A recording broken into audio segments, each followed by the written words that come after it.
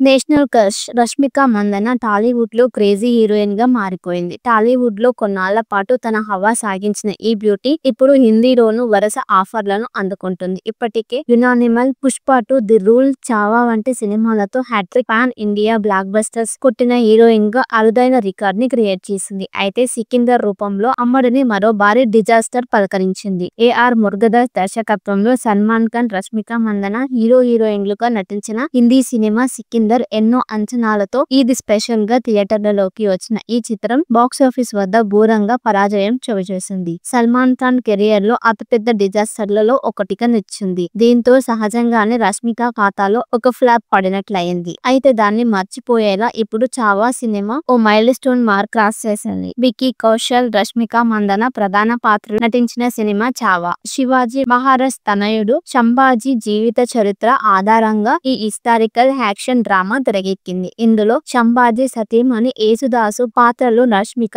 కనిపించింది. ఫిబ్రవరి 14న రిలీజ్ అయిన ఈ చిత్రం బాక్సాఫీస్ దగ్గర బ్లాక్ బస్టర్ సక్సెస్ సాధించింది. తాజాగా ఈ మూవీ హిందీ వర్షన్ 600 కోట్ల క్లబ్ లో చేరినట్లుగా బాలీవుడ్ ట్రేడ్ వర్గాలు వెల్లడించాయి. దీంతో 'పుష్ప 2', హిందీ 'స్త్రీ 2' సినిమాల తర్వాత ఈ మైలురాయి మార్క్ ను టచ్ చేసిన మూడో చిత్రంగా నిలిచింది. 'చావా' సినిమా మొదటి వారంలో 225.28 కోట్లు వసూలు చేసింది. వారంలోనే 186.18 కోట్లు, రెండో వారంలో 186.18 కోట్లు, మూడో వారంలో 84.94 కోట్లు, నాలుగో వారంలో 43.98 కోట్లు కలెక్ట్ చేసింది. ఐదో వారంలో 31.2 కోట్లు, ఆరో వారంలో 15.60 కోట్లు, ఏడో వారంలో 7 కోట్లు, ఎనిమిదో వారంలో 3.50 కోట్ల వసూళ్లను రాబట్టింది. 8-9 వారాల్లో 5.80 కోట్ల కలెక్షన్స్ ను అందుకోగా పదో వీకెండ్ లో 30 లక్షలు వచ్చినట్లుగా ట్రేడ్ వర్గాలు వెల్లడించాయి. ఇప్పటికీ నార్త్ లో అక్కడక్కడ కొన్ని ఏరియాల్లో ఈ సినిమా రన్ అవుతుండడం విశేషం. ఇక ముందు రష్మిక మందన హీరోయిన్ గా నటించిన 'యునానిమల్' మూవీ సుమారు 900 కోట్లకు పైగా కలెక్షన్స్ సాధించగా 'పుష్ప 2' సినిమా 1870 కోట్లు కలెక్షన్స్ తో సంచలనం సృష్టించింది. ఇప్పుడు లేటెస్ట్ గా 'చావా' సినిమా కూడా 600 కోట్ల క్లబ్ లో చేరింది. 'సికిందర్' కూడా సక్సెస్ అయ్యుంటే పాన్ ఇండియాలో రష్మికకు తిరుగు లేకుండా పోయేది. అయినప్పటికీ